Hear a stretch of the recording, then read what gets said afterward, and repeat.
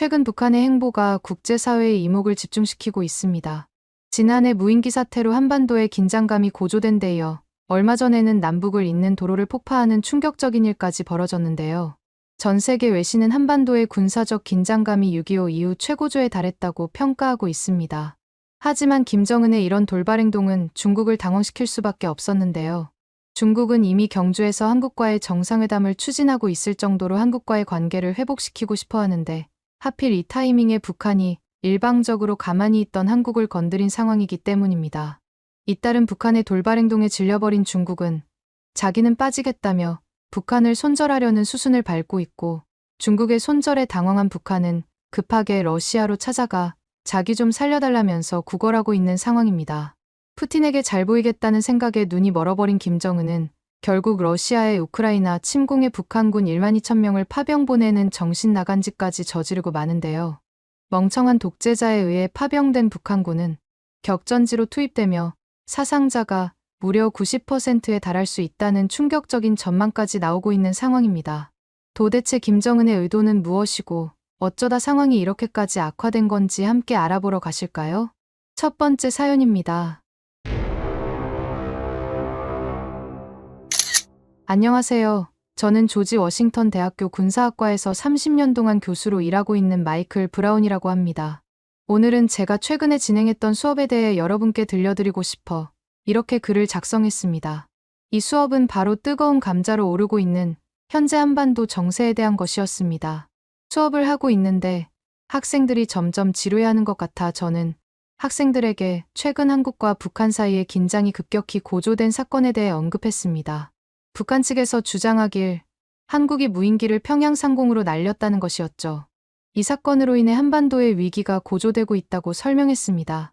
여러분, 최근 뉴스를 보셨나요? 북한이 한국의 무인기가 평양 상공에 출현했다고 주장하면서 한반도의 긴장이 급격히 고조되고 있습니다. 하지만 이 사건의 진실은 과연 무엇이라고 생각하시나요? 이 말을 하자마자 강의실 전체가 긴장감으로 가득 찼습니다. 항상 퀭하던 학생들의 눈빛이 호기심으로 반짝였고 모든 이목이 저에게 집중되었습니다.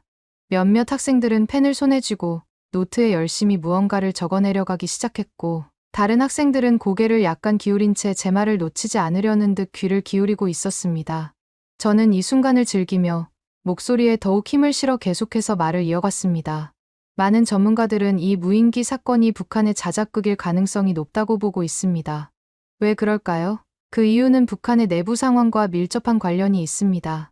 학생들은 마치 숨소리조차 내지 않을 것처럼 집중해서 듣고 있었습니다. 강의실 안에는 침묵이 감돌았지만 그 침묵 속에서도 어떻게든 제 말 한마디를 주워들어보려는 열정이 느껴졌습니다.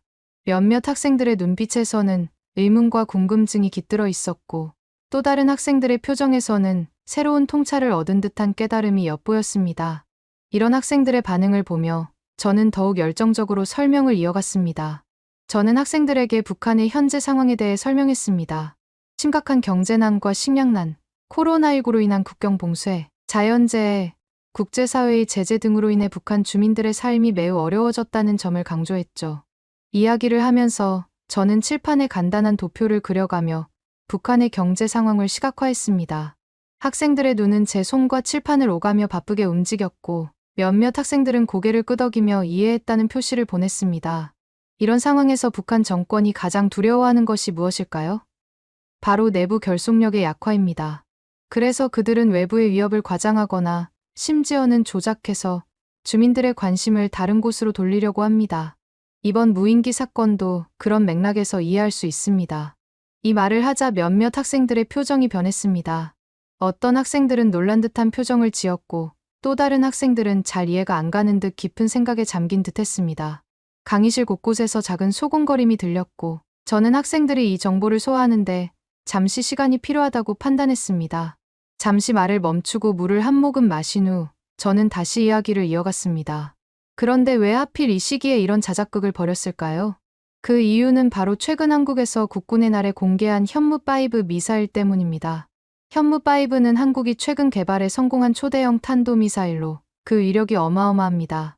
이 미사일은 북한의 지하 벙커까지 파괴할 수 있는 능력을 갖추고 있다고 알려져 있죠. 저는 현무5의 능력에 대해 자세히 설명했습니다. 손짓을 곁들여가며 미사일의 크기와 구조를 설명하고 칠판에 간단한 도식을 그려가며 그 작동 원리를 설명했습니다. 학생들의 눈은 제 손과 칠판을 오가며 바쁘게 움직였고 몇몇 학생들은 고개를 끄덕이며 이해했다는 표시를 보냈습니다. 설명을 마치고 나서 저는 잠시 숨을 고르며 교실을 둘러보았습니다. 학생들의 표정에서 좀 더 알고 싶어하는 눈빛이 보였고 몇몇은 이미 질문을 준비하는 듯 했습니다. 그리고 이어서 말했습니다. 북한 입장에서는 현무5의 존재가 굉장히 위협적일 수밖에 없습니다. 자신들이 그토록 공을 들여 만든 핵무기의 은신처가 한순간에 무너질 수 있다는 공포감을 느끼고 있는 거죠. 그래서 북한은 이런 식의 자작극을 통해 우리도 만만치 않다는 메시지를 전달하려고 하는 겁니다. 이 시점에서 한 학생이 손을 들었습니다. 그 학생의 얼굴을 보자마자 역시라는 생각이 바로 스쳐가더군요. 저는 그 학생이 누구인지 잘 알고 있었습니다. 러시아 출신으로 예전에는 자신의 출신을 자랑스럽게 여기며 다른 학생들에게 러시아에 대해 자주 이야기했죠. 하지만 러시아의 우크라이나 침공 이후로는 오히려 자신의 출신을 숨기려고 하는 모습을 보여왔습니다. 제가 또 이번 북한 사건과 러시아를 엮을 줄 어떻게 알고서 이렇게 먼저 질문을 하는 건지 흥미로웠고 저는 평소처럼 그 학생의 질문을 받아쳐봐야겠다고 생각했습니다. 그 학생이 번쩍 든 손 때문에 강의실 전체가 그 학생에게 주목하더군요. 어떤 학생들은 무슨 질문을 할 것인지 궁금해서 호기심 어린 눈빛으로 그를 바라보았고 다른 학생들은 또 이번엔 무슨 질문으로 분위기를 흐릴지 걱정하면서 약간 긴장한 듯한 표정을 지었습니다. 저는 내심 이 학생의 질문이 어떤 내용일지 궁금했습니다. 그의 질문이 수업의 흐름을 어떻게 바꿀지 그리고 다른 학생들의 반응은 어떨지 기대되었거든요. 네, 질문이 있나요? 저는 그 학생을 지목했습니다. 러시아 학생이 말했습니다. 교수님, 한국이 현무5를 공개한 것도 북한을 자극한 것 아닌가요? 결국 한국도 긴장 고조에 한몫한 것이라고 생각하는데요. 그의 질문이 끝나자마자 강의실 안에 술렁임이 일어났습니다. 몇몇 학생들은 동의하는 듯한 표정을 지었고 또 다른 학생들은 잘 모르겠다는 표정을 짓더군요. 저는 이 질문을 예상하고 있었지만 실제로 나오니 더욱 흥미진진한 토론이 될 것 같다는 생각이 들었죠. 그래서 잠시 생각을 정리한 후 저는 차분히 대답했습니다. 좋은 질문입니다. 하지만 우리는 상황의 전후 관계를 잘 살펴봐야 합니다. 한국이 현무5를 공개한 것은 북한의 지속적인 도발에 대한 대응이었습니다. 북한은 오랫동안 오물풍선이라고 불리는 것들을 한국으로 날려보내는 등의 도발을 해왔습니다. 이런 행위는 한국 국민들의 안전과 위생을 심각하게 위협하는 것이죠. 저는 잠시 숨을 고르고 계속 말을 이어갔습니다. 학생들의 표정은 더욱 진지해졌고 몇몇 학생들은 고개를 끄덕이며 동의하는 것처럼 보이더군요. 게다가 북한은 핵무기와 미사일 개발을 계속해왔습니다. 이는 한반도 전체의 평화와 안정을 위협하는 행위입니다. 이런 상황에서 한국이 자국민을 보호하고 북한의 도발을 억제하기 위해 현무5를 개발하고 공개한 것은 당연한 조치라고 볼 수 있는 것이죠. 러시아 학생의 표정이 조금 굳어지는 것을 볼 수 있었습니다. 그 학생의 눈빛에서는 여전히 의문이 남아있는 듯 했지만 제 설명에 일리가 있다는 것을 인정하는 듯한 기색도 보였어요. 주변의 다른 학생들도 이 대화를 주의 깊게 듣고 있었고 몇몇은 노트에 뭔가를 열심히 적고 있었습니다. 저는 이 기회를 놓치지 않고 더 자세한 설명을 덧붙였습니다. 더군다나 현무5 공개 이후에도 북한은 오물풍선 도발을 계속하고 있습니다. 이는 북한이 한국의 억제력 강화에도 불구하고 여전히 도발적인 태도를 버리지 않고 있다는 것을 보여주는 증거라고 볼 수 있어요. 이런 모습을 보면 한국의 현무5 공개가 북한을 자극했다기보다는 오히려 북한의 지속적인 도발이 한국의 방어 능력 강화를 불가피하게 만들었다고 보는 것이 더 정확하지 않을까요? 이 말을 끝으로 강의실이 물을 끼얹은 듯이 조용해지더군요. 학생들은 각자의 생각에 잠겨 있는 듯 했고 러시아 학생은 고개를 숙인 채 뭔가를 깊이 생각하고 있는 것 같았습니다. 고개를 들어 저를 바라보던 러시아 학생은 다시 입을 열었죠. 하지만 교수님, 무인기 사건도 사실 한국이 보낸 건지 북한에서 보낸 건지 아무도 모르는 상황 아닌가요? 어떻게 그렇게 단정지어 말씀해도 되는 건가요? 이 질문에 강의실 전체가 다시 긴장감으로 가득 찼습니다. 다른 학생들도 호기심 어린 눈빛으로 저를 바라보며 제 대답을 기다리고 있는 모양이더군요. 저는 당연히 이 질문에 대해 준비가 되어 있었기 때문에 미소를 지으며 대답했습니다. 좋은 지적입니다. 저는 미소를 지으며 말했습니다. 하지만 이 사건을 자세히 들여다보면 북한의 자작극일 가능성이 매우 높다는 것을 알 수 있죠. 저는 잠시 강단을 천천히 걸으며 학생들의 눈을 마주쳤습니다. 모든 학생들의 시선이 저에게 고정되어 있었고 눈빛에서는 강한 호기심이 느껴졌죠. 먼저 북한이 공개한 무인기 사진을 보세요. 저는 프로젝터를 켜고 사진을 띄웠습니다. 이 무인기의 형태가 어떻게 보이나요? 한국군의 첨단 무인기와는 거리가 멀어 보이지 않나요? 학생들이 고개를 끄덕이는 것이 보였습니다. 저는 계속해서 설명했습니다. 이 무인기는 마치 누군가가 3D 프린터로 급하게 만든 것 같은 모습입니다. 동체의 불규칙한 표면, 날개의 어색한 각도, 전문가들은 이 무인기가 실제로 비행이 가능할지조차 의문을 제기하고 있습니다. 강의실에서 술렁임이 일었습니다. 러시아 학생의 얼굴에 의구심이 스쳐 지나가는 것을 볼 수 있었습니다. 그리고 생각해보세요. 저는 목소리에 힘을 주며 말했습니다. 이 작은 무인기가 한국의 첨단 방공망을 뚫고 평양까지 날아갔다고요. 한국군의 레이더망, 대공 방어 체계를 모두 피해서요. 이는 마치 모기가 철벽을 뚫고 지나간다고 주장하는 것과 다름없습니다. 학생들 사이에서 작은 웃음소리가 들렸습니다. 심지어 러시아 학생의 입가에도 웃음기가 보이더군요. 게다가 북한이 공개한 대북전단의 내용을 보세요. 저는 다른 슬라이드를 보여주었습니다. 실제 대북전단은 북한 주민들의 마음을 흔들 수 있는 강력하고 구체적인 메시지를 담고 있습니다. 하지만 이것들은 어떤가요? 마치 초등학생이 쓴 것 같은 모호하고 약한 내용 아닌가요? 러시아 학생이 고개를 갸웃거리며 주의 깊게 슬라이드를 살펴보고 있었습니다. 그리고 타이밍을 생각해보세요. 저는 강의실을 천천히 걸으며 말했습니다. 평양 상공에서, 그것도 김정은의 집무실 바로 위에서 저게 발견되었다고요? 이건 마치 모두 짜고 친 것 같은 일들 같지 않나요? 학생들의 눈이 커지는 것을 볼 수 있었습니다. 대부분의 학생들이 수긍하는 것 같은 모습이었죠. 마지막으로 북한의 반응을 보세요. 저는 목소리를 낮추며 말했습니다. 여러분이 만약 적국의 무인기가 수도 상공을 날아다녔다는 사실을 알았다면 어떻게 하겠습니까? 분노하지 않겠어요? 즉각적인 군사 대응이나 강력한 항의 성명을 내지 않겠어요? 하지만 북한은 며칠 동안이나 놀라울 정도로 조용했습니다. 강의실은 깊은 침묵에 빠졌습니다. 학생들의 눈에서 새로운 깨달음의 빛이 보였습니다. 이 모든 것을 종합해 볼 때 저는 천천히 말을 마무리했습니다. 이 사건이 북한의 자작극일 가능성이 매우 높다고 볼 수밖에 없습니다. 물론 100% 확신할 순 없지만 증거만 보더라도 북한의 소행이라는 합리적인 추측이 가능하죠. 그때 교실 뒤쪽에서 또 다른 학생이 손을 들었습니다. 중국 학생이었죠. 이 학생은 평소에도 한국 관련 주제가 나오면 항상 가만히 있지 않고 꼭 딴지 걸듯이 의견을 내곤 했습니다. 중국 학생의 얼굴에는 뭔가 말하고 싶은 욕구가 가득 차 있더라고요. 네, 말씀해보세요. 저는 그 학생을 지목했습니다. 중국 학생이 말했습니다. 교수님, 한국은 현무5가 북한을 겨냥해 제작된 무기라고 주장하고 있지만 실제로는 그렇지 않다고 생각합니다. 중국 학생의 목소리에는 확신이 가득했고 주변의 다른 학생들도 호기심 어린 눈빛으로 그 학생을 바라보았습니다. 저는 중국 학생의 말을 주의 깊게 들으며 앞으로 전개될 토론이 기대되더군요. 현무5의 탄두 무게를 1톤으로 줄이면 사거리가 3,000에서 5,500km로 늘어나 중국 영토의 절반 이상이 사정거리 안에 들어갑니다.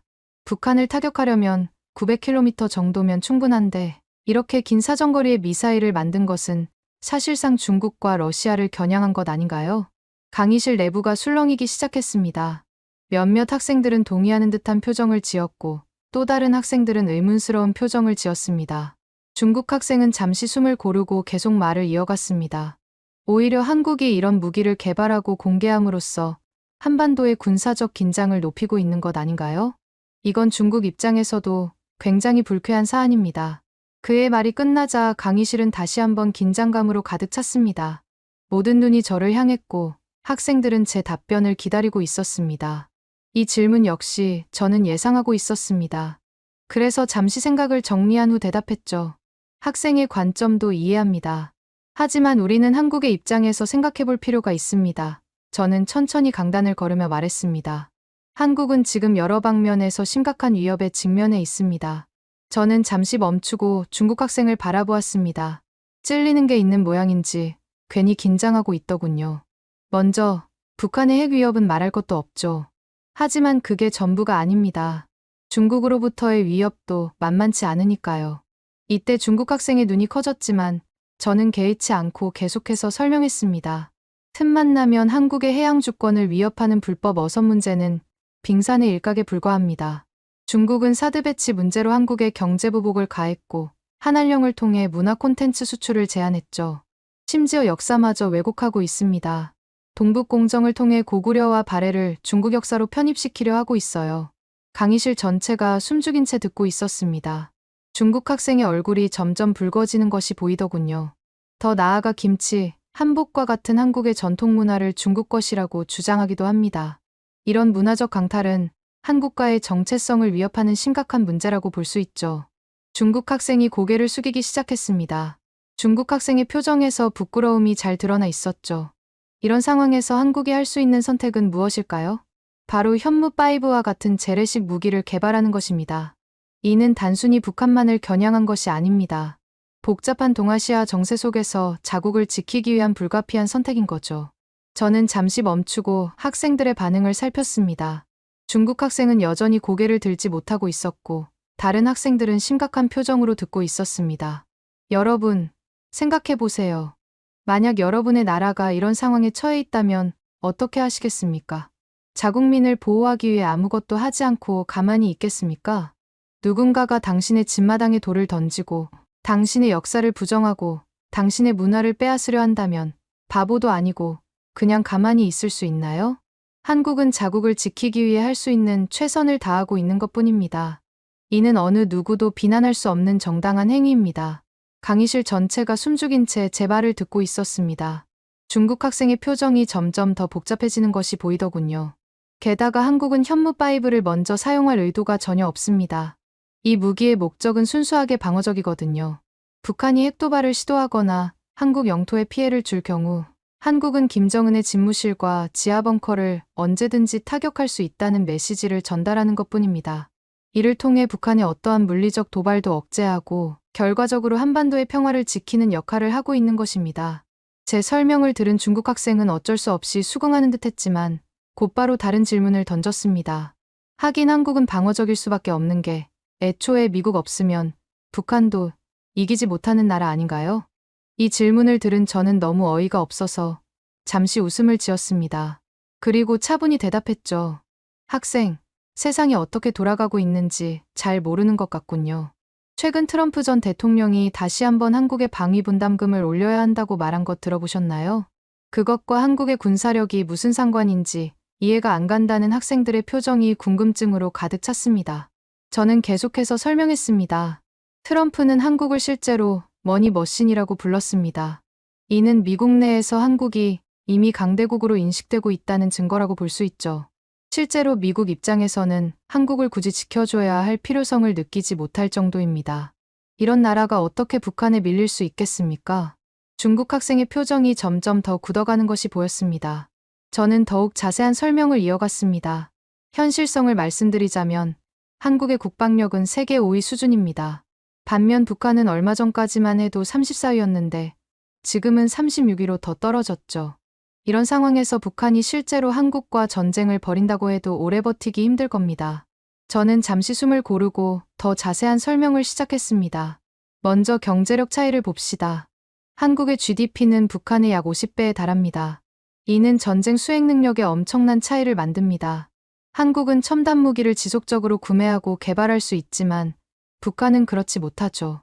학생이 말한 군사력을 비교해 볼까요? 한국군은 약 60만 명의 현역 병력을 보유하고 있습니다. 북한은 약 120만 명으로 수적으로는 우위에 있지만 사실 이 부분도 수적으로 우위에 있다고 하기조차 부끄러운 게 한국의 예비군들은 현재 300만 명 가까이 있습니다. 물론 질적인 면에서는 비교가 되지 않고요. 한국군은 최신식 장비와 훈련을 받고 있지만 북한군은 구식 무기와 부실한 훈련에 시달리고 있죠. 공군력의 차이는 더 극명합니다. 한국은 F-35 스텔스 전투기를 비롯한 최신의 전투기들을 보유하고 있습니다. 심지어 최근에는 KF-21을 자체 개발하면서 또 한 번 한국의 전투기의 위상을 높였죠. 반면 북한 공군의 주력기는 1960년대에 만들어진 구식 전투기들이에요. 이런 상황에서 제공권 장악은 명백히 한국의 승리가 될 겁니다. 중국 학생은 자신이 원하는 대답이 나오지 않아서 그런지 표정이 점점 더 굳어가는 것을 볼 수 있었습니다. 하지만 저는 아랑곳하지 않고 설명을 이어갔어요. 그렇다면 해군력은 다르지 않겠냐고 생각할 수 있겠지만은 해군력도 마찬가지입니다. 한국 해군은 이지스 구축함을 비롯한 현대식 함정들을 운용하고 있습니다. 북한 해군은 대부분 소형 함정들로 이루어져 있어 원의 작전 능력이 매우 제한적이죠. 저는 잠시 숨을 고르고 마지막 설명을 덧붙였습니다. 그리고 주목해야 할 점은 한국의 뛰어난 방산 기술입니다. 최근 한국은 폴란드 외에도 K2 전차, K9 자주포, FA-50 경공격기 등 첨단 무기 체계를 수출하며 세계 방산 시장에서 두각을 나타내고 있습니다. 이는 한국의 방산 기술이 세계적 수준에 도달했음을 보여주는 좋은 예시죠. 실제로 한국은 현재 세계 방산 수출 순위 8위권에 진입했고 차이까지의 점유율은 0.1%밖에 차이가 나지 않을 정도로 격차가 크지 않습니다. 이렇게 한국은 지속적인 기술 혁신과 수출 다변화를 통해 글로벌 방산 강국으로 빠르게 성장하고 있습니다. 중국 학생의 표정이 점점 굳어가는 것을 보며 저는 말을 이어갔습니다. 더 중요한 것은 한국의 무기들은 이미 실전에서 그 성능이 검증되었다는 점입니다. 방산 수출을 통해 다양한 국가에서 실제 운용되고 있죠. 반면에 중국의 무기들은 어떨까요? 실전 경험이 전무하다시피 하고 공개된 스펙 역시 과장되었을 가능성이 높습니다. 중국 학생의 얼굴이 창백해졌습니다. 당황해서 말을 하려다 입을 다무는 게 보이더군요. 예를 들어 중국의 최신 전투기나 함정들의 실제 성능은 어떨까요? 우리는 그 성능이 어떤지 알 수 없습니다. 그저 중국 측에서 일방적으로 주장만 할 뿐이죠. 반면 한국의 K9 자주포는 실제 전장에서 그 위력을 입증했고 KF-21 전투기는 철저한 테스트를 거치고 있습니다. 결론적으로 전쟁은 단순히 무기의 화력과 성능만으로 결정되는 게 아닙니다. 우크라이나와 러시아의 전쟁을 보면 알 수 있듯이 보급 능력이 매우 중요합니다. 실전 경험, 기술의 신뢰성도 마찬가지죠. 이 말에 러시아 학생이 불편한 듯 몸을 뒤척이는 것이 보였지만 저는 계속 말을 이어갔습니다. 북한을 지원하겠다고 하는 러시아는 어떤가요? 3년이나 계속된 전쟁으로 인해 보급할 자원도 병력도 부족해서 북한으로부터 지원을 받고 있는 실정입니다. 강의실 안에서 학생들이 동요하는 게 보이더군요. 러시아가 북한의 지원을 받는다는 사실에 대해 놀라워하는 듯했습니다. 북한은 140만 대군이 한국의 무인기 도발로 인해 잦은 입대를 신청했다고 주장하고 있지만 여러분도 알다시피 북한이 그 정도 규모의 군대를 유지하는 것은커녕 국민들을 굶기지 않는 것조차 힘든 상황입니다. 140만 명에게서 지원받을 종이가 있는지조차 의문일 정도로 가난한 나라죠. 이 말에 몇몇 학생들이 웃으며 고개를 격하게 끄덕이더군요. 반면 한국은 어떤가요? 저는 목소리를 조금 더 높이며 말했습니다. 태평양을 장악하고 있는 미국의 전폭적인 지원을 받을 수 있습니다. 하지만 그것보다 더 중요한 건 한국 자체가 이미 선진국 반열에 올라 있다는 겁니다. 세계적인 수준의 군사력을 갖추고 있어 보급 문제에 대해 전혀 걱정할 필요가 없죠. 북한이 한국을 상대로 조금이라도 도발을 한다면 그날이 바로 김정은 정권이 지구상에서 사라지는 날이 될 겁니다. 그리고 중국 역시 한국의 털끝이라도 건드린다면 이미 전 세계에서 문제아 취급을 받고 있는 중국은 그날로부터 전 세계로부터 왕따가 되어 모든 보급을 스스로 해결해야 하는 지경에 이르게 되겠죠. 여러분이 저를 편향된 시각을 갖고 있다며 욕할 수도 있겠지만 이건 팩트입니다. 중국 학생은 이제 완전히 고개를 숙인 채 아무 말도 하지 못했습니다. 그 중국인 학생의 표정에서 한국에 대한 오만한 태도가 완전히 사라졌음을 볼 수 있었죠. 앞으로도 한국과 북한의 상황을 지켜봐야 하겠지만 지금처럼 한국에 대한 공포에 빠져 있는 북한이 한국을 상대로 전쟁을 일으킬 가능성은 사실상 제로에 가깝다고 볼 수 있습니다. 그리고 이는 북한뿐만 아니라 중국이나 러시아 같은 다른 어떤 나라에도 해당되는 이야기입니다. 학생들은 진지한 표정으로 고개를 끄덕였습니다. 저는 마지막으로 당부의 말을 전했습니다. 북한의 도발이나 러시아의 개입, 중국의 우려 등 모든 행동에는 그들만의 이유가 있습니다. 하지만 그것이 정당화될 수 있는지는 또 다른 문제죠. 우리는 항상 평화와 안정, 그리고 인류의 보편적 가치를 위해 무엇이 옳은지 고민해야 합니다. 러시아 학생과 중국 학생의 표정은 특히 복잡해 보였습니다. 한국의 현무 다섯 개발이나 군사력 강화는 단순히 공격적인 목적이 아닌 자국민을 보호하고 평화를 유지하기 위한 노력의 일환입니다. 때로는 평화를 지키기 위해 강해져야 할 때도 있는 법이죠. 이 말에 대부분의 학생들이 동의하는 듯한 표정을 지었습니다. 끝으로 저는 여러분들이 앞으로 군사 전략가나 정책 입안자가 된다면 이런 복잡한 상황에서 현명한 판단을 내려야 할 때가 올 겁니다. 오늘의 토론이 여러분에게 좋은 경험이 되었기를 바랍니다. 라고 말하면서 수업을 마무리했습니다. 물론 앞으로도 한국뿐만 아니라 미국도 한국과 북한의 상황을 주시해야 한다고 생각합니다. 하지만 솔직히 말해서 북한의 행동은 스스로를 고립시키는 결과를 낳고 있다고 볼 수 있죠. 북한의 지속적인 도발과 폐쇄적인 정책은 제발 자기 나라 좀 그만 건드리라고 격하게 말하는 꼴이기도 하고요.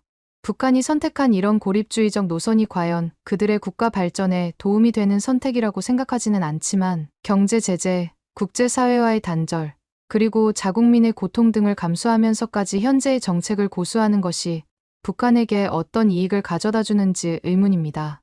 결국 북한의 진정한 발전과 번영은 개방과 국제사회와의 협력을 통해서만 가능할 것이라고 생각하지만 그러지 않을 테니 앞으로도 이렇게 홀로 발전 없는 나라로 굳어질 거라고 생각합니다. 여러분은 이런 북한에 대해 어떻게 생각하시나요? 두 번째 사연입니다. 안녕하세요. 저는 워싱턴 DC에 있는 싱크탱크에서 군사 전문가로 일하고 있는 제임스라고 합니다. 오늘은 한국과 관련하여 북한의 최근 행보에 대해 제 생각을 나누고 싶어서 이렇게 글을 쓰게 됐어요. 먼저 북한에서 일어난 무인기 사건에 대해 조사하다 보면 김정은이 무인기 사건에 대해서는 다른 사건에 비해 유독 정말 예민하게 반응했다는 걸 여러 가지 행동을 통해 알 수 있습니다. 우선 북한은 이 사건 직후 서해 해안포의 포문을 개방하는 조치를 취했어요. 이는 언제든 발사할 수 있는 준비태세를 갖췄다는 걸 보여주는 거죠.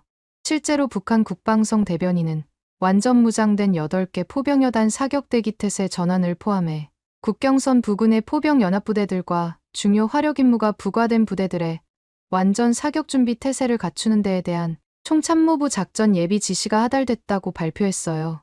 더 나아가 북한은 남북 연결도로를 폭파하는 극단적인 행동도 취했어요. 경의선과 동해선 도로를 폭파함으로써 남북 간의 물리적 연결을 차단한 거죠. 이 도로는 한국이 1,800억 원이나 들여 건설한 시설이에요. 북한이 이렇게 중요한 시설을 폭파한 건 그만큼 상황을 심각하게 받아들이고 있다는 뜻이라고 볼 수 있습니다. 김정은은 또한 인민군 제2군단 지휘부를 방문해 서울 지도를 펼쳐놓고 군사행동계획을 점검하는 모습을 보이기도 했어요. 그 자리에서 대한민국은 명백한 적국이라며 물리력 사용 가능성을 언급했죠. 김정은이 이렇게까지 이 사건에 대해서 엄청 심각하게 받아들인 이유가 뭘까요? 제가 보기엔 이 사건이 북한 정권이 얼마나 취약한지 여실히 보여줬기 때문인 것 같아요. 북한은 오랫동안 철저하게 감시하고 통제하는 체제를 만들어왔잖아요. 특히 평양은 김정은 정권의 심장부나 다름없는 곳이죠. 그런데 이곳에 외부 세력의 무인기가 들어왔다니 북한의 방공망에 큰 구멍이 뚫렸다는 걸 의미한다고 볼 수 있습니다. 게다가 이게 한 번이 아니라 여러 번 있었다고 하니 북한 지도부 입장에서는 정말 큰 충격이겠구나 라는 생각이 들더군요. 북한, 특히 김정은이 무인기를 그렇게 무서워하는 이유는 여러 가지가 있어요. 우선 요즘 나오는 무인기들은 아주 작고 빠르면서 레이더에 잘 안 잡혀요. 그래서 북한이 가진 낡은 방공 시스템으로는 대응하기가 쉽지 않죠. 또 무인기는 정찰뿐만 아니라 공격도 할 수 있어요. 요즘 우크라이나 전쟁을 보면 작은 무인기에 폭발물을 달아서 정밀 타격하는 일이 자주 일어나고 있잖아요. 김정은 입장에서는 자기가 머무는 곳이나 중요한 시설들이 무인기의 표적이 될 수 있다고 생각하니 아마 덜덜 떨리긴 할 거예요. 아시는 분들은 아시겠지만 실제로 2022년에 이란의 핵심 인물이었던 거셈 솔레이마니 장군이 미국의 드론 공격으로 목숨을 잃은 일도 있었거든요. 북한 지도부도 당연히 이런 일들을 잘 알고 있을 거고요. 게다가 무인기는 단순히 군사적인 위협만이 아니에요. 북한처럼 정보를 철저히 통제하는 나라에서는 외부 정보가 들어오는 걸 막는 게 정말 중요한데 무인기로 대북 전단을 뿌렸다는 건 정보 통제에도 구멍이 났다는 뜻이거든요. 북한 사람들이 외부 세상, 특히 남한이 얼마나 발전했는지 알게 되면 북한 정권에겐 정말 치명적인 위협이 될 수 있죠. 특히 이번에 살포된 전단에는 김정은과 딸 김주애가 고가의 명품을 착용한 사진이 실렸다고 해요. 이는 북한 주민들에게 큰 충격을 줄 수 있는 내용이라고 생각합니다. 북한 주민들은 어려운 생활을 하고 있는데 지도자와 그 가족은 호화로운 생활을 하고 있다는 걸 보여준다는 의미니까요. 이런 정보가 퍼지면 당연히 주민들 사이에서 북한 체제에 대한 불만이 커질 수 있겠죠. 그리고 여기서 김정은의 현재 상황에 대해서도 말씀드리고 싶은 게 많아요. 제가 보기에 김정은의 권력 기반은 상당히 약해진 상태거든요. 여러 가지 증거들이 이를 뒷받침하고 있죠. 먼저, 현재 북한 경제 상황이 정말 안 좋아요. 국제 제재랑 코로나19 때문에 국경을 봉쇄하면서 북한 경제가 심각한 타격을 받았거든요. 북한의 주요 외화벌이 수단이었던 석탄 수출이 크게 줄었고 관광 수입도 전면 중단되었어요. 이로 인해 먹을 것도 부족하고 에너지도 부족해서 북한 사람들의 불만이 점점 커지고 있는 게 현실이죠. 특히 식량난이 심각해서 주민들의 생활이 더욱 어려워지고 있다고 하더군요. 게다가 북한 주민들뿐만 아니라 엘리트 계층도 흔들리고 있습니다. 최근 몇 년 동안 고위 관료들이 자주 숙청당했는데 이건 김정은이 자기 권력이 위협받고 있다고 느끼고 있다는 걸 보여주는 거라고 생각해요. 특히 김정은의 고모부였던 장성택의 처형은 북한 엘리트들에게 큰 충격을 주었을 거예요. 심지어 일부 고위 관료들은 북한을 탈출하기도 했다는데 이런 일들이 계속 일어나면 김정은 체제의 안정성이 크게 위협받을 수 있다고 봅니다. 안에서부터 골마 터지는 거죠. 그렇다면 외부 나라와 대외 관계는 어떨까요? 물론 이전에 트럼프 정부 때 북미 정상회담으로 잠깐 주목받긴 했지만 결국 아무 성과 없이 끝났었습니다. 바이든 정부 출범 이후에는 대화의 기회조차 얻지 못하고 있어요. 심지어 중국과의 관계도 예전 같지 않고요. 이 부분 관련해서는 제가 이따가 좀 더 자세히 설명드릴게요. 아무튼 북한은 최근에 중국 대신 러시아랑 가까워지려고 하는데 이건 오히려 국제사회의 제재를 더 강화시키는 결과를 낳고 있습니다. 특히 우크라이나 전쟁과 관련해 북한이 러시아를 지원하고 있다는 의혹이 제기되면서 국제사회의 시선이 더욱 나빠지기만 하고 있어요. 사실 최근 여러 정보들을 종합해보면 북한이 실제로 러시아에 파병을 보냈다고 보는 게 맞는 상황이죠. 젤렌스키 우크라이나 대통령이 직접 나서서 북한의 파병 사실을 언급했는데요. 젤렌스키에 따르면 북한이 약 1만 명 규모의 병력을 러시아에 보내기 위해 준비 중이라고 해요. 심지어 일부 북한 장교들은 이미 러시아가 점령한 우크라이나 영토에 배치됐다고 하니 상황이 꽤 심각해 보여서 저조차도 걱정입니다. 이런 주장들이 단순한 추측이 아니라 우크라이나 정보당국의 조사 결과를 바탕으로 한 거라고 해요. 젤렌스키 대통령은 이를 두고 우크라이나를 상대로 한 전쟁에 두 번째 국가가 참여하는 것이라고 표현했는데 북한의 이런 행동이 단순한 무기 지원을 넘어서 직접적인 전쟁 참여를 했다고 보는 것 같습니다. 우크라이나 언론들도 비슷한 내용을 보도하고 있어요. 북한군 일부가 러시아군 부대에 배치돼 훈련을 받고 있다는 얘기도 있고 심지어 전투 중 사망한 북한군 소식도 전해졌어요. 영국 BBC도 이 문제를 취재했는데 러시아 극동 지역의 군 관계자로부터 북한인들이 도착했다는 증언을 들었다고 하더군요. 정확한 숫자는 확인되지 않았지만 상당 규모의 북한 인력이 러시아에 들어갔다는 걸 알 수 있죠. 더 놀라운 건 북한과 러시아가 이런 협력 관계를 숨기려는 노력조차 하지 않는다는 거예요. 최근 러시아 지방 TV 뉴스에서 북한 라선항에 정박한 러시아 화물선이 포착되었더군요. 이 배는 무기 운반에 사용되는 것으로 의심받는 선박인데 이렇게 공개적으로 모습을 드러낸 걸 보면 두 나라가 국제 제재를 완전히 무시하고 있다는 느낌이 듭니다. 잠깐 얘기가 다른 곳으로 샜네요. 아무튼 김정은의 권력 기반이 약해졌다는 증거는 또 있습니다. 북한 정부에서는 주민들이 김정은의 말에 복종시키기 위해서 정보 통제력을 굉장히 중요시 여겼는데요. 이마저도 지금은 약해지고 있거든요. 외부 정보가 들어오는 걸 어떻게든 막으려고 애쓰고 있지만 요즘 시대에 와서까지 옛날처럼 완벽하게 막는 건 불가능한 상황입니다. 특히 젊은 세대들 사이에서 한류 문화가 몰래 퍼지고 있다는 얘기도 있더라고요. 북한 입장에서 볼 때 북한 체제의 정당성을 위협할 수 있는 심각한 문제예요. 외부 세계의 발전상을 접한 북한 주민들이 체제의 의문을 제기하기 시작하면 그건 김정은 정권에 큰 위협이 될 수 있거든요. 그렇다면 군부의 신뢰도는 어떨까요? 김정은이 자기 권력을 단단히 하려고 군 고위 인사들을 자주 바꿨는데 이게 오히려 군부의 충성심을 약화시키는 결과를 낳았을 수 있어요. 잦은 인사 교체로 인해 군 지휘부의 전문성과 연속성이 떨어지고 이는 군사력 약화로 이어질 수 있죠. 게다가 최근에는 김정은이 개인 경호부대와 시위 방지 부대를 따로 운영하고 있다는 소식도 들리는데 이는 군 내부에서도 김정은을 상대로 위험이 도사리고 있다는 걸 누구라도 알 수 있답니다. 이런 상황들을 종합해보면 김정은은 지금 엄청난 불안감 속에서 정권을 운영하고 있다고 볼 수 있어요. 그래서 한국에 대해 강경한 태도를 보이면서도 실제로는 매우 조심스럽게 행동하고 있는 거죠. 이런 이중적인 태도는 북한의 취약한 상황을 잘 보여주고 있어요. 내부적으로는 강경한 모습을 보이며 체제 결속을 다지려 하지만 외부적으로는 실질적인 도발을 피하고 있는 거죠. 이런 맥락에서 최근 있었던 남북 연결도로 폭파 사건을 분석해 볼게요. 얼핏 보면 이게 정말 강경하고 도발적인 행동 같아 보이죠. 하지만 제가 보기엔 이건 오히려 북한이 얼마나 약해졌는지를 보여주는 행동이라고 봅니다. 우선 이 도로 폭파가 무슨 의미를 갖는지 생각해 봐야 해요. 남북을 연결하는 도로를 폭파한다는 건 남북 간의 교류와 협력을 완전히 끊겠다는 의미입니다. 즉, 북한이 스스로를 고립시키겠다는 뜻이죠. 이 도로는 2000년대 초반에 한국 정부가 무려 1,800억 원이나 되는 세금을 들여 건설한 거예요. 그만큼 남북 협력의 상징이자 한국의 통일 의지를 보여주는 중요한 시설이었죠. 북한이 이런 시설을 폭파했다는 건 남다른 의미가 있다고 보는데요. 그럼 북한은 왜 이런 선택을 한 거냐고요? 제 분석으로는 이건 앞서 말했듯이 북한 체제가 불안정하기 때문이에요. 남한과 교류가 늘어날수록 북한 사람들이 외부 세상, 특히 남한이 얼마나 발전했는지 알게 될 가능성이 커지잖아요. 이건 북한 정권에겐 정말 치명적인 위협이 될 수 있어요. 북한은 지금까지 주민들에게 북한이 지상낙원이고 외부 세계는 지옥이라고 선전해왔어요. 그런데 남북 교류가 활발해지면 이런 선전이 거짓이라는 게 드러날 수 있죠.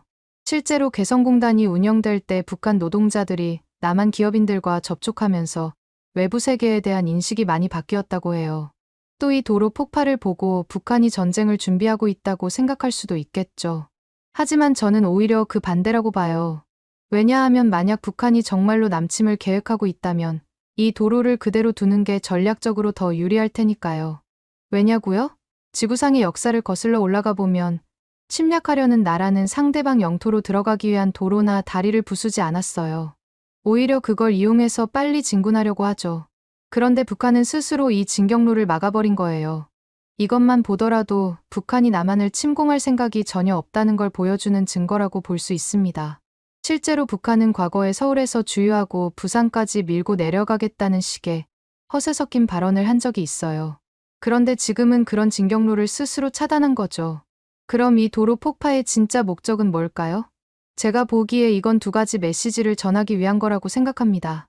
먼저, 북한 내부를 향해 우리는 더 이상 남한과 교류하거나 통일을 추구하지 않을 거야 라는 식의 메시지를 보내는 겁니다.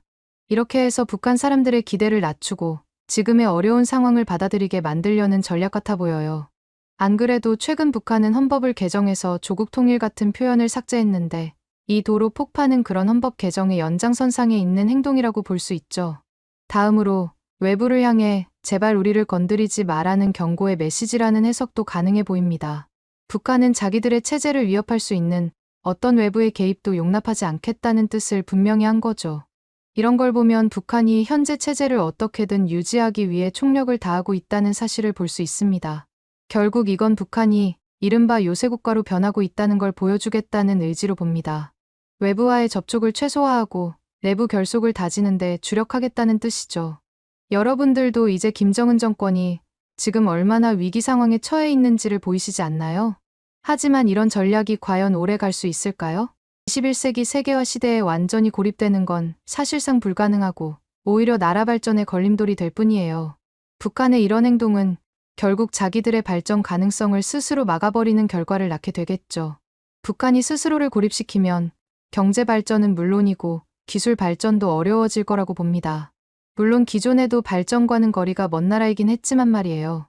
특히 4차 산업혁명 시대의 정보와 기술 교류가 없다면 북한은 더욱 뒤처질 수밖에 없고 이건 장기적으로 북한 체제의 근간을 흔들어버리는 요인이 될 수 있죠. 북한의 이런 행동을 보면서 많은 사람들이 전쟁이 일어날까봐 걱정하고 있어요. 하지만 제가 보기에 지금 상황에서 전면전이 일어날 가능성은 정말 낮다고 생각합니다. 우선 북한의 군사력이 남한과 미국의 연합 전력에 비해 한참 뒤떨어져 있어요. 북한이 숫자는 많을지 몰라도 장비의 질이나 기술력 면에서 크게 밀리거든요. 특히 공군력 차이가 어마어마해요. 요즘 전쟁에서 하늘을 지배하는 게 얼마나 중요한지는 최근 전쟁 사례들을 보면 잘 알 수 있죠. 예를 들어 우크라이나 전쟁에서 볼 수 있듯이 현대전에서는 공중우세가 결정적인 역할을 해요. 북한 공군은 노후화된 전투기들이 대부분이라 한미연합 공군력을 상대하기 힘들겠죠.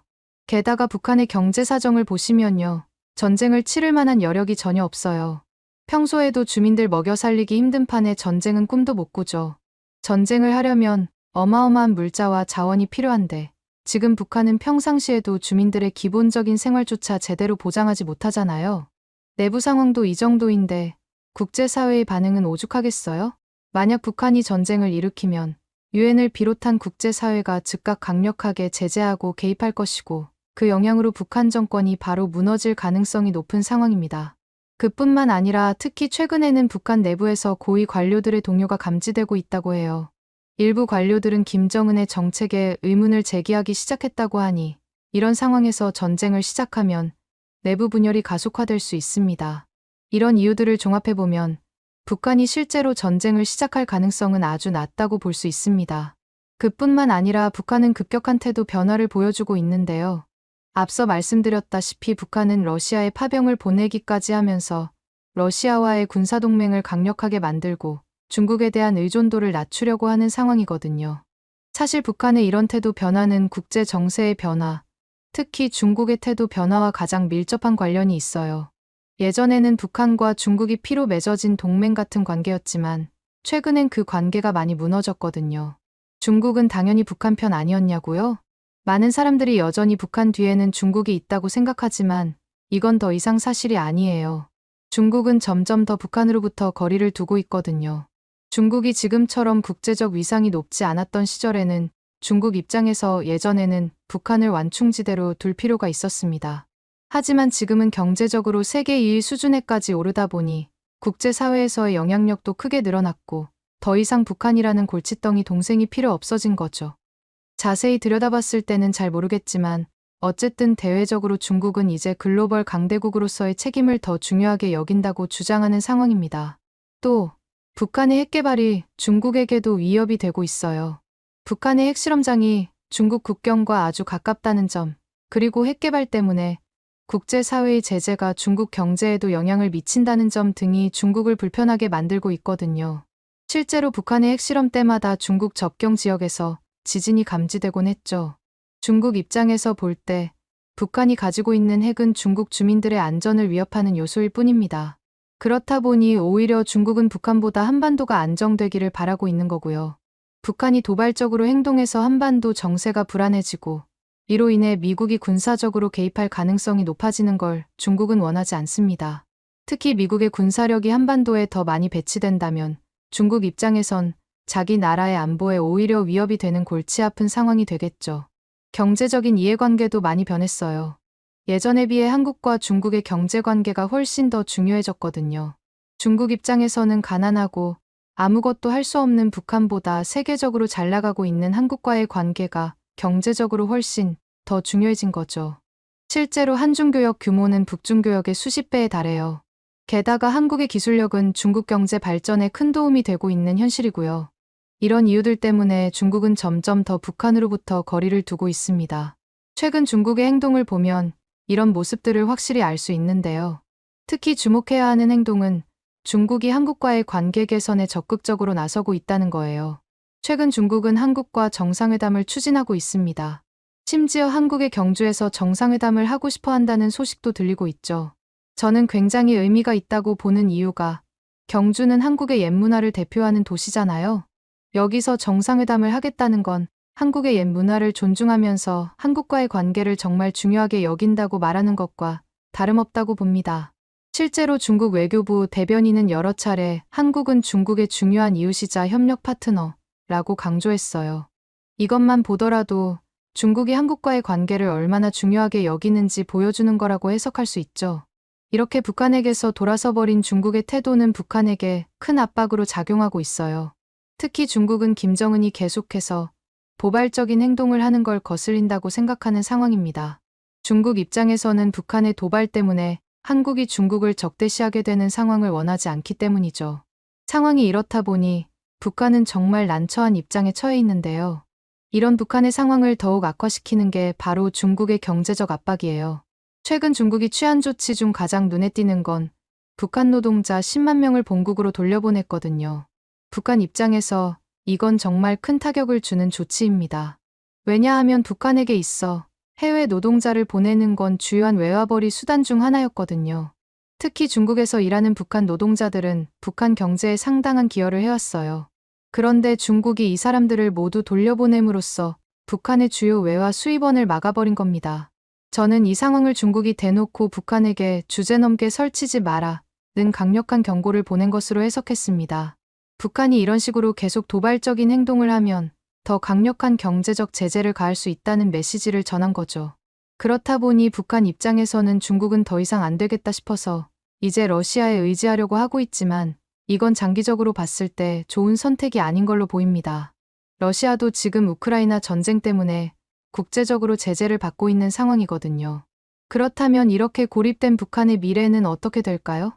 제가 보기에 북한의 앞날은 정말 불확실해 보입니다.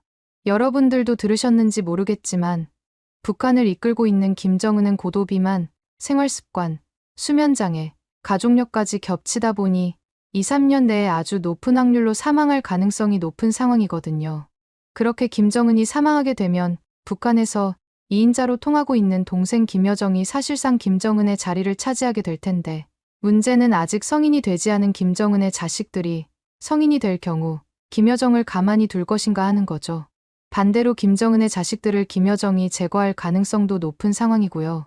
결국 이런 식으로 내부에서 분란이 일어날 경우 그 혼란으로 인해 북한의 체제가 무너질 가능성이 높다고 많은 전문가들은 예상하고 있습니다. 중국은 이렇게 무너진 북한을 언제든지 먹기 위해 한쪽에서 입을 쩍 벌리고 있는 상황이고요. 김정은은 무인기가 발견된 이후 두려운 나머지 외부에도 나가지 않은 채 칩거 중이라는 소식도 들려옵니다. 저는 이렇게 북한은 어디에 붙더라도 외면당하기만 하고 당장 내일망에도 이상하지 않을 정도로 위태로운 상태라고 보는데 여러분들은 북한의 미래를 어떻게 보고 계신가요? 세 번째 사연입니다.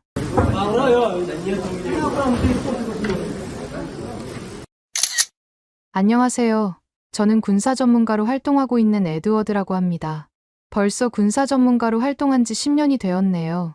지난주 금요일, 저는 미국 동부의 한 유명 군사학교로부터 특별 강연 요청을 받았습니다.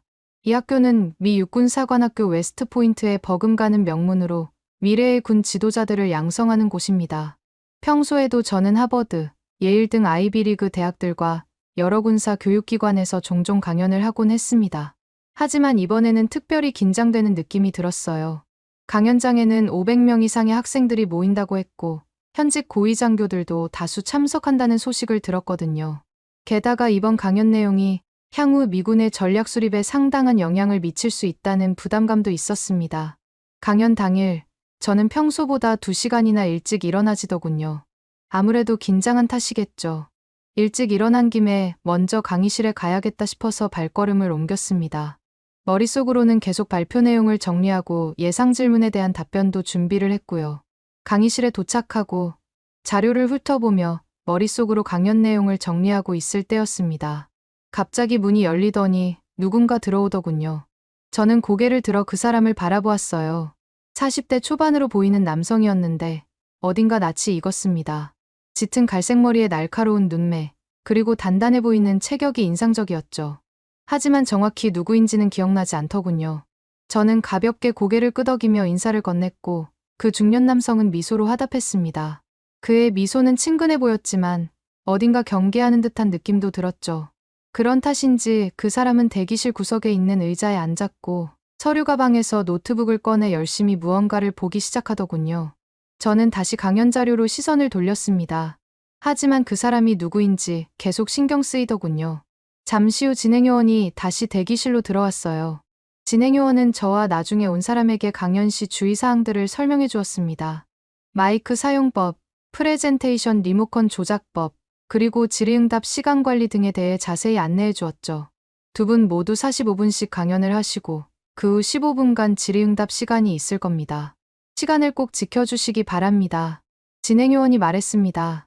그리고 청중 중에는 고위 장교분들도 계시니 비밀 사항에 유의해 주시기 바랍니다. 그제서야 저는 그 사람이 제 다음 순서로 강연할 사람이라는 걸 알게 되었습니다. 게다가 그도 저처럼 군사 전문가라고 했죠. 문득 군사 전문가라고 하는 저 사람이 누구인지 정말 궁금해졌습니다. 진행요원이 나가고 나서 그 사람이 저에게 다가오는 게 느껴지더군요. 안녕하세요. 제 이름은 제이슨입니다. 반갑습니다. 제이슨이 악수를 청했어요. 그의 소나귀에서 단단한 힘이 느껴졌습니다. 저는 악수에 응하면서도 내심 좀 당황스럽더군요. 솔직히 말해 강연 전에는 조용히 혼자 있고 싶었거든요. 특히 마지막으로 무슨 말을 할지 생각을 정리하고 싶었죠. 하지만 제 마음과 다르게 제이슨은 대화를 계속 이어나가더군요. 최근 한국과 북한의 대립으로 바쁘시죠? 그가 물었습니다. 무슨 의도로 이런 질문을 한지는 알 수 없었지만 저는 어쩔 수 없이 대답했습니다. 네, 북한이 계속 문제를 일으키니 정신이 없습니다. 무인기 사건부터 시작해서 최근의 연결도로 폭파까지 상황이 점점 악화되고 있어서 말이죠. 제 말을 들은 제이슨의 표정이 갑자기 변했습니다. 제이슨의 눈이 날카로워지는 게 느껴졌고 입술이 일자로 굳어지더군요. 북한이 문제를 일으킨다고요? 그게 무슨 말씀이신지 이해가 가지 않는군요. 그의 목소리에는 의아함이 가득했습니다. 저는 조금 놀랐습니다. 군사 전문가라면서 이런 기본적인 사실도 모르나 싶었죠. 최근 무인기 사건 말입니다. 북한의 자작극이라는 얘기도 있던데 모르셨나요? 한국뿐만 아니라 전 세계에서 그렇게 분석하고 있는데 말이죠. 제이슨은 고개를 저었습니다. 그의 얼굴에는 믿을 수 없다는 표정이 역력했습니다. 북한이 미쳤다고 자기 머리 위에 무인기를 날리면서 쇼를 하겠습니까? 어떻게 그렇게 생각 없이 말씀하실 수 있죠? 그건 명백히 한국의 도발이었습니다. 저는 그의 반응에 어이가 없었습니다. 이 사람이 정말로 군사 전문가가 맞나 의심이 들 정도였거든요. 최근 한반도 정세에 대한 기본적인 이해조차 없어 보였기 때문입니다. 하지만 제이슨은 개의치 않고 계속해서 말을 이어갔습니다. 북한이 얼마나 화가 났으면 한국과의 연결도로를 폭파시키는 행동까지 벌였겠습니까? 이건 한국의 무인기 도발에 대한 정당한 대응입니다. 저는 이번 사건이 무조건 한국의 잘못이라고 봅니다. 제이슨의 말을 듣고 저는 헛웃음이 나왔습니다. 이 사람의 논리는 도저히 이해할 수 없었으니까요. 최근 발생한 일련의 사건들을 완전히 왜곡해서 해석하고 있지 뭐예요. 군사 전문가 맞으십니까? 연결도로 폭파를 어떻게 그렇게 해석하시죠? 이건 누가 봐도 북한이 한국을 두려워해서 차단하기 위해 폭파한 거 아닙니까? 저는 최근 한반도 정세에 대해 더 자세히 설명했습니다. 북한은 최근 경의선과 동해선 군사분 개선 이북 구간을 폭파했습니다. 이는 단순히 도로를 끊는 것이 아니라 남북 간의 모든 교류와 협력 가능성을 차단하려는 의도로 보이는 상황이죠. 게다가 폭파 이후에도 중장비를 동원해 추가 작업을 진행 중이라고 합니다. 이는 누가 보더라도 북한이 남북 간 육로를 완전히 차단하고 요새화하려는 의도를 명확히 보여주는 것 아닙니까? 제이슨은 제 말을 이해할 수 없다는 듯 고개를 갸우뚱거렸습니다. 눈에는 의심의 눈빛이 가득해 보였죠. 저는 제이슨이 그러거나 말거나 아랑곳하지 않고 계속해서 설명했습니다. 게다가 북한이 최근 러시아에 대규모 병력을 파병했다는 소식도 있습니다. 한국의 국가정보원에 따르면 북한은 약 1만 2천 명 규모의 특수부대를 러시아에 파병하기로 했고 이미 1,500명 정도가 러시아로 이동한 걸로 파악한 상태입니다. 이 병력은 폭풍군단이라 불리는 북한의 최정예 특수부대 소속이라고 하더군요.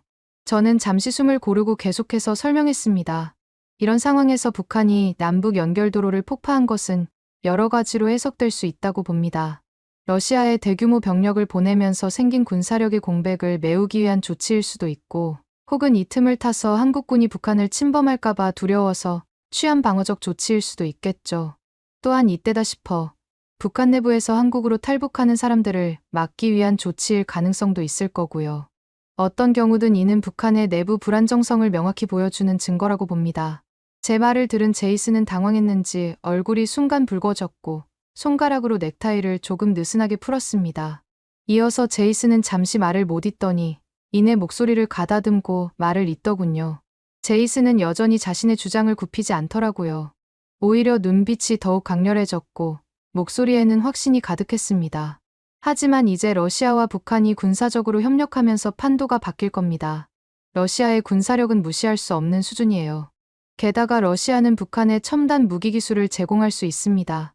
이는 한반도의 군사 균형을 완전히 뒤엎을 수 있는 일이죠. 저는 제이슨의 말을 듣고 크게 웃음을 터뜨렸습니다. 제이슨의 주장이 현실을 얼마나 왜곡하고 있는지 분명했기 때문입니다. 제이슨 씨, 당신은 상황을 완전히 잘못 이해하고 계십니다. 러시아와 북한의 관계가 그렇게 단순하지 않아요. 북한이 러시아에 병력을 파병했다는 사실은 알고 계신가요? 이게 무엇을 의미하는지 생각해 보셨는지 모르겠네요. 제가 봤을 때 북한이 이렇게까지 나온 이유는 지금 한국의 발밑도 못 미치는 수준이기 때문입니다. 경제력, 군사력, 기술력 모든 면에서 말이죠. 그런 북한이 러시아에 병력을 보낸 이유는 그나마 눈에 띄게 러시아에 대한 충성심을 표현할 수 있는 게 이뿐이라고 봅니다. 러시아의 기술을 좀 빼먹고 경제적 지원을 받기 위해 어쩔 수 없이 취한 조치인 거죠. 이게 북한의 현실입니다.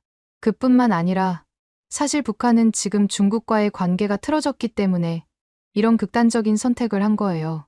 최근 중국이 북한 노동자 10만 명을 추방했다는 사실을 아십니까? 이런 상황 자체가 북한에게 엄청난 타격입니다. 안 그래도 내수 경제가 박살났는데 유일하게 외화를 벌어들일 수 있는 통로가 막힌 셈이니까요. 제이슨의 표정이 흔들리는 것이 보였지만 저는 멈추지 않고 계속 말을 이어갔습니다.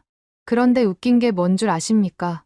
김정은은 분명히 러시아에서 받은 돈으로 자기 배만 불릴 거라는 겁니다. 북한 사람들은 굶어 죽어가는데 김정은 가족들만 명품을 걸치고 다니는 거 아시죠? 최근 보도를 보면 평양의 엘리트 계층과 일반 주민들 사이의 격차가 더욱 벌어지고 있다고 합니다. 이런 상황에서 러시아와의 협력이 과연 북한 주민들에게 도움이 될까요? 저는 잠시 말을 멈추고 제이슨의 반응을 살폈습니다. 그 사람이 혼란스러워하는 게 눈에 띄게 보이더군요. 그래서 저는 북한의 경제 상황에 대해 더 구체적으로 설명을 이어갔습니다. 어디 이뿐일까요? 북한의 경제 상황이 얼마나 심각한지 아십니까? 제가 아까 말씀드렸듯이 내수 경제는 박살난 지 오래일 뿐만 아니라 식량 부족은 만성적이고 에너지 위기는 날로 심각해지고 있습니다. 외화 보유고는 바닥을 드러내고 있죠. 이런 상황에서 러시아와의 협력이 북한에게 어떤 의미가 있을까요? 그저 단기적인 숨통을 틔우는 정도에 불과할 겁니다. 하지만 제가 이렇게 말해도 제이슨은 여전히 자신의 주장을 굽히지 않더군요. 오히려 눈빛이 더욱 강렬해졌고 목소리에는 확신이 가득해졌죠. 북한군들은 러시아를 배신하지 않을 겁니다. 북한군들의 충성심과 규율은 세계 최고 수준이라고 알려져 있어요. 설사 북한이 파병을 빌미로 러시아의 방산기술을 얻으려고 해도 그건 서로 윈윈하는 관계입니다.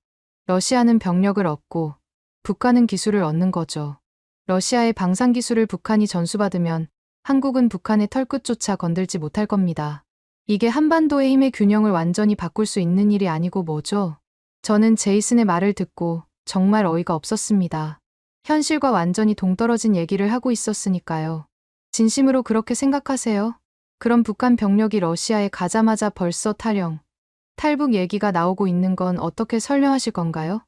최근 보도를 보면 이미 수십 명의 북한군이 탈영을 시도했다고 합니다. 북한에서 그 힘든 훈련을 다 받았던 특수부대원들이 러시아에 오자마자 바로 탈북을 하는 걸 보면 러시아에 이용당하러 파병 간 군인들이 불쌍하다는 생각밖에 안 듭니다. 저는 잠시 숨을 고르고 계속해서 설명했습니다. 게다가 이번에 파병된 부대가 누군지 아세요? 바로 폭풍군단이라 불리는 11군단 소속 특수부대입니다. 11군단은 북한의 엘리트 부대로 유사시 서울 침투 임무를 맡고 있는 부대죠. 이런 엘리트 부대 소속 병사들조차 탈영을 시도한다는 것은 북한군의 사기가 얼마나 낮은지 여실히 보여주는 것 아닙니까? 러시아군이 탈영한 군인들을 잡으러 다닌다는 소식도 있던데 이런 북한군들을 데리고 러시아가 뭘 할 수 있을지 의문입니다. 언어도 통하지 않고 문화적 차이도 크고 게다가 전투 의지도 의심스러운 병력을 어떻게 효과적으로 활용할 수 있을까요? 북한이 러시아에 파병을 보낸 게 의미가 있는지 모르겠네요. 도저히 제이슨의 사상이 이해가 가지 않는 부분에 대해서 저는 계속적으로 말을 쏘아붙였습니다. 그리고 북한 군인들 입장에서는 러시아군을 대신해 싸우려는 생각보다는 이 기회를 놓치지 않고 북한을 탈출하려는 생각이 더 클 텐데 러시아 입장에서 이런 상황들을 감당할 수 있을까요? 게다가 이런 대규모 탈북 사태는 북한 정권의 안정성에도 큰 위협일 수 있을 겁니다. 그랬는데도 러시아에 지원을 한 이유는 러시아로 자기들이 대규모 병력을 파병 보냈으니 언젠가는 러시아에게서 자기들이 베푼 것들을 돌려받을 속셈이겠죠. 아마도 첨단 무기 기술이나 경제적 지원 같은 것들을 기대하고 있을 겁니다. 하지만 하나만 알고 둘은 모르는 순진한 생각이죠. 이어서 저는 러시아의 입장에서도 설명을 덧붙였습니다. 러시아 입장에서는 완전히 북한 편을 들게 되면 한국뿐만 아니라 미국과도 완전히 척을 지게 됩니다. 러시아는 이미 우크라이나를 침공하는 바람에 서방과의 관계가 최악인 상황이에요. 여기에 북한까지 끌어안는다면 국제사회에서 러시아의 입지는 더욱 좁아질 수밖에 없겠죠. 경제 제재도 더 강화될 거고 외교적 고립도 심해질 겁니다.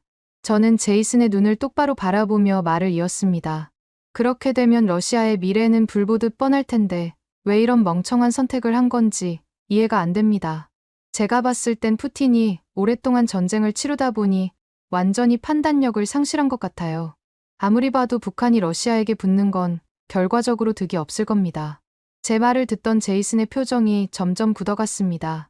그의 눈빛에서 분노와 당혹감이 동시에 느껴지더군요. 게다가 러시아가 손잡은 북한은 이미 전 세계에서 문제아로 찍힌 존재입니다. 인권 탄압, 핵 개발, 미사일 발사 등으로 국제사회의 신뢰를 완전히 잃었죠. 특히 최근 들어 북한의 행동은 더욱 도발적이 되고 있습니다. 무인기 사건부터 시작해 최근의 남북 연결도로 폭파까지 끊임없는 악수만 두고 있죠. 이런 북한에게 러시아가 빚을 진 채로 갚지 않으면 그때부턴 북한이 돌변해 러시아에게 자기들도 핵을 가지고 있다면서 러시아에게 죽기 살기로 달려들 겁니다. 그렇게 되면 러시아 입장에서도 그다지 마음 편한 상황이 아닐 텐데 그런데도 골칫덩어리 김정은까지 데려가는 걸 보면 대체 생각이 있는 건지 모르겠네요.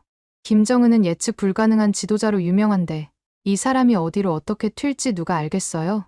그리고 북한이 러시아에서 방산기술을 받으면 한국이 털끝도 못 건드린다는 생각은 도대체 어디서 나온 건가요? 그건 현실을 전혀 모르는 소리입니다. 방산기술을 받아봤자 뭐합니까? 기술만 있다고 해서 무기를 만들 수 있는 게 아닌데요. 이때다 싶어 제이슨이 끼어들더군요. 잠깐만요. 그렇게 단순하게 생각하시면 안 됩니다. 북한은 수십 년간 제재 속에서도 군사력을 키워왔어요. 러시아의 기술 지원은 북한의 잠재력을 폭발적으로 끌어올릴 겁니다. 북한의 과학자들과 기술자들의 능력을 과소평가하지 마세요. 북한 기술자들은 제한된 자원으로도 핵무기와 ICBM을 개발해냈잖아요. 러시아의 첨단 기술이 더해진다면 북한은 급속도로 군사력을 현대화할 수 있을 거라고 봅니다. 그리고 북한의 경제력이 약하다고 하지만 요즘 같은 상황에서는 모든 자원을 군사력 강화에 쏟아부을 수 있는 나라예요. 저는 이쯤부터 이 사람이 제정신인 건가 싶었습니다. 그래서 구체적인 수치를 들어가며 어떻게든 밀리지 말아야겠다는 생각을 했죠. 지금 뭘 몰라도 너무 모르시네요. 국방 관련 예산조차 북한은 한국의 10분의 1도 안 됩니다. 북한은 1년에 40억 달러를 겨우겨우 마련해서 군사비로 쓰지만 한국은 1년에 400억 달러를 군사비로 쓰고 있어요. 제이슨은 여전히 말없이 저를 노려보고만 있었습니다. 제이슨의 얼굴이 붉게 달아올라 있었고 주먹을 꽉 쥐고 있는 것이 보이더군요. 북한의 군사력은 세계 34위에서 36위까지 떨어졌고 한국은 지금 세계 5위를 유지하고 있습니다. 이 격차는 갈수록 벌어지고 있어요. 러시아가 아무리 자세하게 방산기술을 알려줘도 북한은 그만한 방산기술을 활용할 수 있는 비용이 없기 때문에 절대로 그 방산기술로 한국을 이길 수 없습니다. 기술 못지않게 중요한 것이 그것을 실현할 수 있는 경제력이니까요. 그리고 나서 저는 제이슨에게 날카롭게 물었습니다. 왜 유일하게 북한만이 발벗고 파병을 보내는지 정말 모르시나요? 이게 바로 북한의 절박한 경제 상황을 보여주는 단적인 예시죠. 중국과의 관계가 악화되면서 외화벌이 루트가 막혀버린 상황에서 러시아는 마지막 남은 희망이었을 테니까요. 그래도 그렇지 왜 러시아는 썩은 동아줄을 잡아버리는지 이해가 되지 않는군요. 아무래도 지금 상황이 썩은 동아줄이라도 잡을 수밖에 없는 급박한 상황이라서 그랬겠죠? 제이슨은 여전히 입을 꾹 다문 채 저를 노려보고 있더군요. 그때 저는 문득 제이슨이라는 사람이 누구인지 기억이 났습니다. 마치 번개처럼 머릿속을 스치듯 과거의 한 장면이 떠오르더군요.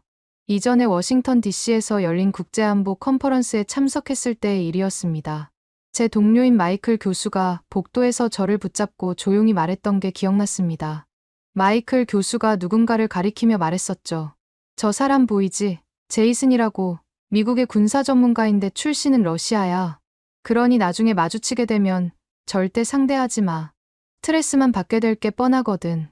왜 이제서야 그 중요한 정보를 떠올렸는지 답답했습니다. 마이클 교수가 컨퍼런스에서 주의를 준 그 사람이 바로 눈앞에 있었는데 말이죠. 하지만 이미 시작된 대화였고 대화를 하다 보니 저는 어떻게든 제이슨의 사고방식을 뜯어고쳐야겠다는 생각을 했습니다. 저런 말도 안 되는 헛소리를 하는 인간한테 지고 싶지 않았거든요. 그래서 저는 계속해서 설명을 이어갔습니다. 그런데 어떡하나요? 만약 북한이 전쟁을 일으킨다 하더라도 러시아가 제대로 북한을 도와줄 수 있을지 의문인데 말이에요. 러시아가 우크라이나를 침공한 이후 경제 상황이 얼마나 악화되었는지 아십니까? 서방의 제재로 인해 러시아 경제는 거의 붕괴 직전이에요. 저는 잠시 숨을 고르고 러시아의 경제 상황에 대해 더욱 상세히 설명하기 시작했습니다. 게다가 주요 러시아 은행들이 국제 금융 시스템에서 퇴출되었고 수출 통제로 인해 첨단 기술 제품의 수입이 거의 불가능해졌습니다. 많은 다국적 기업들이 러시아에서 철수했고 곧 수많은 일자리 손실로 이어졌어요. 러시아 국민들의 생활 수준이 급격히 떨어지고 있습니다. 게다가 전쟁으로 인한 군사비 지출 증가는 재정에 엄청난 부담을 주고 있어요. 러시아는 매년 약 104억 달러를 전쟁 비용으로 쓰고 있다던데 러시아 수준을 볼 때 장기적으로 지속 가능한 수준이 아니에요. 저는 잠시 멈추고 구체적인 수치를 언급하기 시작했습니다. 러시아의 GDP가 작년 대비 2.1% 하락했다고 했지만 실제로는 더 심각하겠죠. 인플레이션율은 12%를 넘어섰고 일부 품목은 30%가 넘는 가격 상승률을 보이고 있으니까요. 루블화 가치는 계속 떨어지고 있어 국제거래에서 러시아의 입지가 더욱 좁아지고 있는 게 현실이죠. 외국인 직접 투자는 사실상 중단된 상태이고 이런 러시아가 기술 발전을 하거나 경제 성장을 이룰 리 만무하죠. 제이슨이 여전히 의구심 어린 표정을 짓고 있는 것을 보고 저는 더욱 강하게 제 주장을 뒷받침했습니다. 러시아 경제의 근간이었던 에너지 수출 구조는 또 어떤가요? 유럽으로의 천연가스 수출이 크게 줄었고 석유 수출도 제재로 인해 어려움을 겪고 있죠. 나름대로 새로운 시장을 찾고 있는 모양이던데 현실적인 답은 없지 않나요? 게다가 에너지 가격 하락으로 수입도 줄어들고 있는데 이런 상황에서 러시아가 과연 북한을 제대로 지원할 수 있을까요? 제 말을 들은 제이슨은 이제 할 말이 없지 않을까 싶었습니다. 망해가는 러시아 얘기를 구체적으로 해주니 패닉 상태에 빠진 게 보였거든요. 하지만 제이슨은 여전히 고집을 부리더군요. 이젠 아예 그냥 때를 쓸 생각인 듯 했습니다. 아무튼 한국은 러시아를 업은 북한을 절대 이길 수 없습니다. 러시아의 군사력은 세계 최고 수준이고 그들의 지원을 받은 북한은 한국에게 위협적인 존재가 될 겁니다. 무엇보다 북한에게는 핵무기가 있잖아요. 저는 그의 말에 헛웃음이 나왔습니다. 이제 막 나가는구나 싶었거든요. 도대체 군사 전문가는 어떻게 하신 겁니까? 현실을 전혀 모르시는 것 같네요. 북한이 그렇게 자랑하는 핵무기를 갖고 왜 맨날 협박만 하는지 아시긴 하는 겁니까? 제이슨이 대답하기 전에 저는 계속해서 말을 이어갔습니다. 대답을 들을 가치도 없었거든요. 핵무기는 쓰게 되면 자기 나라에 떨어뜨리는 것과 다를 바 없기 때문에 사용을 못하는 겁니다. 북한의 영토가 좁다 보니 핵무기를 사용하면 그 피해가 고스란히 자신들에게 돌아갑니다. 게다가 국제사회의 제재는 상상을 초월할 겁니다. 군사 전문가이신데 이런 기본적인 사실도 모르시나요? 저는 잠시 숨을 고르고 더 자세한 설명을 이어갔습니다. 북한이 핵무기를 사용한다고 가정해 봅시다. 그 즉시 어떤 일이 벌어질지 아십니까? 한국에서 대기하고 있던 F-35A 스텔스 전투기들은 30분 이내에 북한 전역의 핵심 시설을 타격하게 될 겁니다. 현무-2C 탄도미사일은 발사 후 10분 이내에 평양에 도달할 수 있고 현무-3 순항미사일은 북한의 지하 핵시설까지 정밀 타격이 가능하죠. 특히 한국의 킬체인과 KAMD 시스템은 북한의 미사일 위협에 대비해 즉각적인 대응이 가능하도록 설계되어 있습니다. 북한이 핵무기를 사용하려는 조짐만 보여도 이 시스템들이 즉시 가동되어 발사 전에 무력화시킬 수 있죠. 그뿐만 아니라 이런 상황에서 미국이 가만히 있을까요? 미국의 대응 역시 즉각적이고 압도적일 겁니다. 괌에 있는 미공군 기지의 F-35 스텔스 전투기들은 불과 2시간 만에 평양 상공에 도달할 수 있습니다. 한반도 주변의 미해군 항공모함에서 발진한 전투기들은 1시간도 채 되지 않아 북한 전역을 타격할 수 있죠. 오키나와의 미해병대는 24시간 이내에 북한 영토 어느 곳이든 상륙할 준비가 되어 있습니다.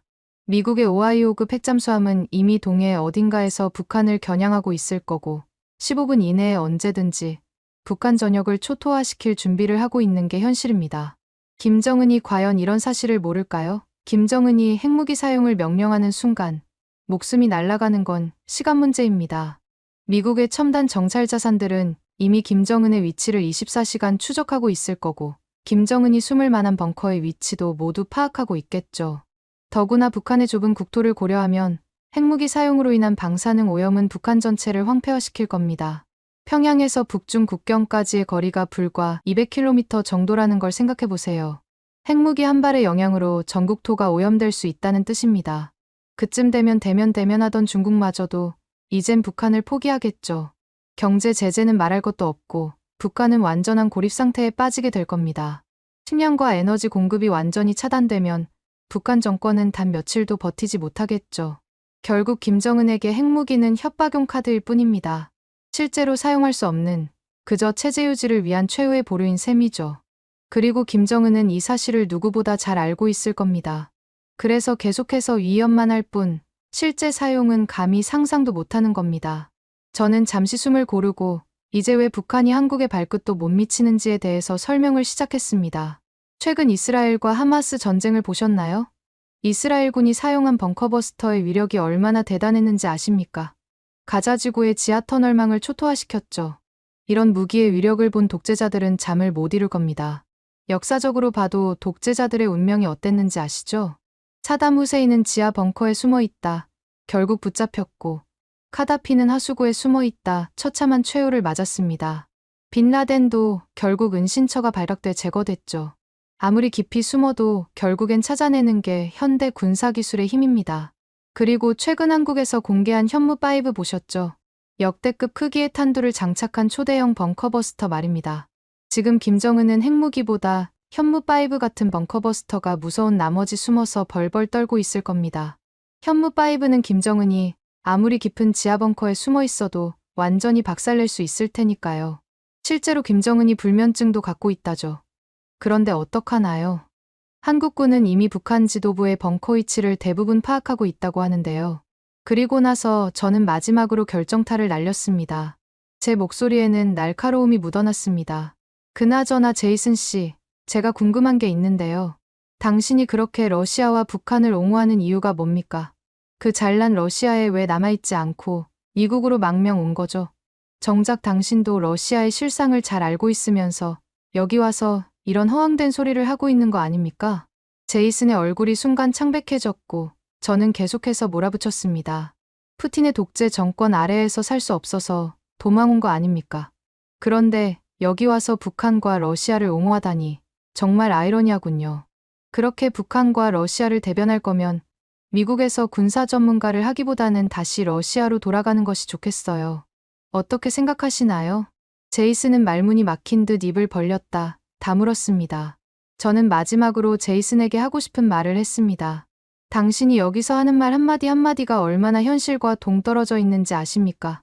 이런 식으로 군사 전문가 행세를 하고 있었다니 정말 놀랍습니다. 당신의 말도 안 되는 분석이 실제 정책에 반영된다면 그 결과는 상상도 하기 싫군요. 제 말을 들은 제이슨의 얼굴이 순간 새빨개졌습니다.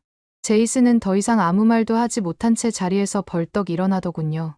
의자가 뒤로 밀리며 큰 소리를 냈고 제이슨은 제 말에 한마디 대꾸도 없이 대기실을 뛰쳐나갔습니다. 잠시 후 저는 진행요원으로부터 제이슨이 개인 사정으로 강연을 취소했다는 소식을 들었습니다. 진행요원은 이런 적이 처음이라면서 당황한 게 눈에 띄게 보이더군요.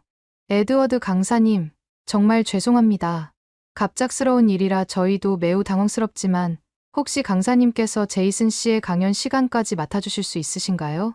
저는 잠시 고민했지만 이내 수락했습니다. 알겠습니다. 제가 맡아서 하죠. 오히려 잘 됐습니다. 학생들에게 현실적이고 정확한 정보를 전달할 수 있는 기회가 될 것 같네요. 결국 저는 제 강연 시간뿐만 아니라 제이슨의 강연 시간까지 맡아 2시간 동안 강연을 하게 되었습니다.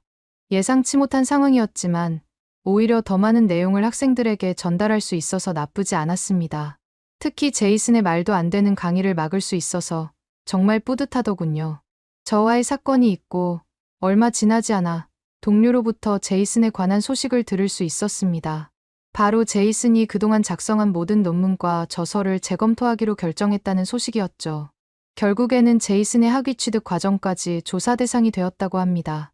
그러고선 제이슨의 군사 전문가 자격이 박탈될 수도 있다는 소식까지도 전해 들을 수 있었습니다. 더욱 충격적인 것은 제이슨의 망명지휘가 재검토되기 시작했다는 점이었습니다. 미국에서 러시아와 북한을 지지하는 활동을 해온 것이 문제가 되었겠죠.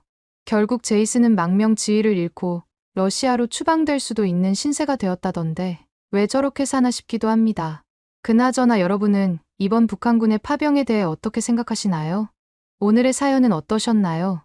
오늘의 사연이 마음에 드셨다면 좋아요만 한번 눌러주세요. 1초밖에 안 걸리지만 좋아요를 한번 눌러주시면 더 좋은 사연을 소개해드리는데 큰 힘이 된답니다. 긴 영상 시청해주셔서 감사합니다. 오늘도 행복한 하루 보내세요.